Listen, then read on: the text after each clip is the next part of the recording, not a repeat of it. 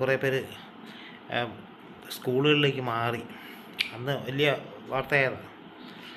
ഒരു സ്കൂളിൽ ചെന്നപ്പം അവിടെ കഞ്ഞി കുടിക്കാൻ നിന്ന ഒരാളിനോട് കയർക്കുന്നത് നമ്മൾ കണ്ട കാഴ്ചയാണ്.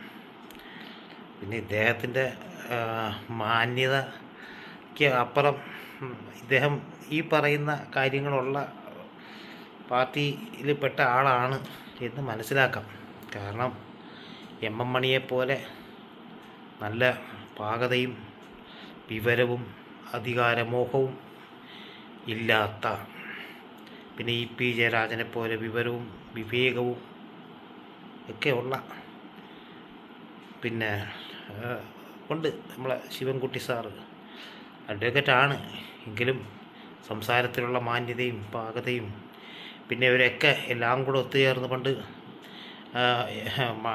നമ്മളെ മാണി സാറിനെ